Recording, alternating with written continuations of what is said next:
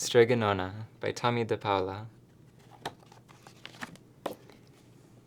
In a town in Calabria, a long time ago, there lived an old lady who everyone called Strega Nona, which meant Grandma Witch.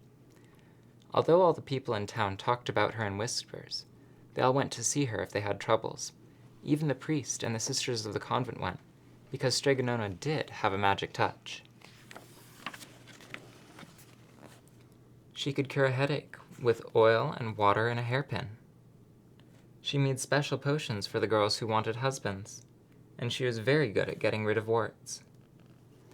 But Strega Nona was getting old, and she needed someone to help her keep her little house and garden, so she put up a sign in the town square. And Big Anthony, who didn't pay attention, went to see her. "Anthony," said Strega Nona, "you must sweep the house and wash the dishes. You must weed the garden and pick the vegetables. You must feed the goat and milk her, and you must fetch the water. For this, I will give you 3 coins and a place to sleep and food to eat." "Oh, grazie," said Big Anthony. "The one thing you must never do," said Strega Nona, "is touch the pasta pot. It is very valuable, and I don't let anyone touch it." "Oh, see, yes," said Big Anthony. And so the days went by. Big Anthony did his work, and Strega Nona met with the people who came to see her for headaches and husbands and warts. Big Anthony had a nice bed to sleep in, next to the goat shed, and he had food to eat. One evening, when Big Anthony was milking the goat, he heard Strega Nona singing. Peeking in the window, he saw Strega Nona standing over the pasta pot. She sang, "Bubble, bubble, pasta pot. Boil me some pasta, nice and hot. I'm hungry and it's time to sup. Boil enough pasta to fill me up."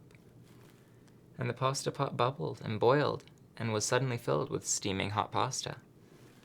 Then Strega Nona sang, "Enough, enough, pasta pot. I have my pasta nice and hot. So simmer down my pot of clay until I'm hungry another day." "How wonderful," said Big Anthony. "That's a magic pot for sure." And Strega Nona called Big Anthony in for supper. But too bad for Big Anthony, because he didn't see Strega Nona blow 3 kisses to the magic pasta pot. And this is what happened. The next day, when Big Anthony went to the town square to fetch the water, he told everyone about the pasta pot. And naturally, everyone laughed at him because it sounded so silly. A pot that cooked all by itself? "You'd better go and confess to the priest, Big Anthony," they said. "Such a lie." And Big Anthony was angry, and that wasn't a very good thing to be. "I'll show them," he said to himself. "Someday I will get the pasta pot and make it cook, and then they'll be sorry." That day came sooner than even Big Anthony would have thought, because 2 days later, Strega Nona said to Big Anthony, "Anthony, I must go over the mountain to the next town to see my friend, Strega Amelia. Sweep the house and weed the garden, feed the goat and milk her, and for your lunch, there's some bread and cheese in the cupboard. And remember, don't touch the pasta pot." "Oh, yes, yes, Strega Nona," said Big Anthony, but inside he was thinking, "My chance has come."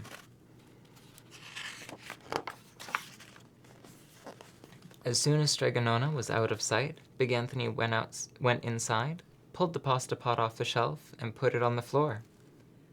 "Now let's see if I can remember the words," said Big Anthony. And Big Anthony sang, "Bubble, bubble, pasta pot. Boil me some pasta nice and hot. I'm hungry and it's time to sup.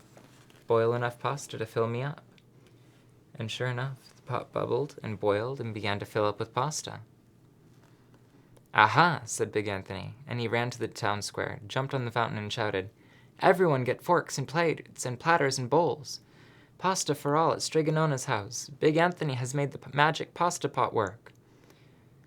Of course, everyone laughed, but ran home to get forks and plates and platters and bowls. And sure enough, when they got to Strega Nona's, the pasta pot was so full it was beginning to overflow. Big Anthony was a hero. He scooped out pasta and filled the plates and platters and bowls.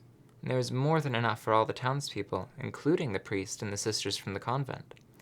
And some people came back for 2 and 3 helpings, but the pot was never empty.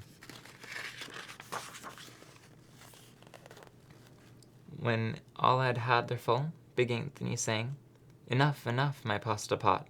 I have my pasta nice and hot, so simmer down my pot of clay until I'm hungry another day." But alas, he did not blow the 3 kisses. So he went outside to the applause of the crowd. Big Anthony took a bow. He was so busy listening to the compliments from everyone that he didn't notice the pasta pot was still bubbling and boiling, until a sister from the convent said, "Oh, Big Anthony, look!" And pasta was pouring out of the pot all over the floor of Strega Nona's house and was coming out the door. Big Anthony rushed in and shouted the magic words again, but the pot kept bubbling. He took the pot off the floor, but pasta kept pouring from it. Big Anthony grabbed a cover and put it on the pot and sat on it. But the pasta raised the cover, and Big Anthony as well, and spilled on the floor of Strega Nona's house. "Stop," yelled Big Anthony. But the pasta did not stop, and if somebody hadn't grabbed poor Big Anthony, the pasta would have covered him up. The pasta had all but filled the little house. Out of the windows and through the doors came the pasta, and the pot kept right on bubbling. The townspeople began to worry. "Do something, Big Anthony," they shouted. Big Anthony sang the magic song again, but without the 3 kisses, it did no good. By this time, the pasta was on its way down the road, and all the people were running to keep ahead of it. "We must protect our town from the pasta," shouted the mayor. "Get mattresses, tables, doors, anything to make a barricade." But even that didn't work. The pot kept bubbling, and the pasta kept coming. "We are lost," said the people, and the priest and the sisters of the convent began praying. "The pasta will cover our town." And it certainly would have, had Strega Nona not come down the road, home from her visit. She didn't have to look twice to know what had happened.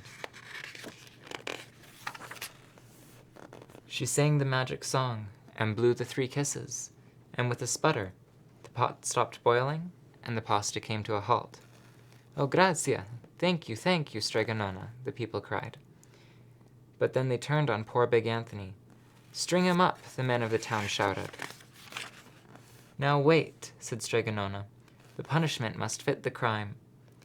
And she took a fork from a lady standing nearby and held it out to Big Anthony. "All right, Anthony, you wanted pasta from my magic pasta pot," Strega Nona said. "And I want to sleep in my little bed tonight, so start eating." And he did. Poor Big Anthony.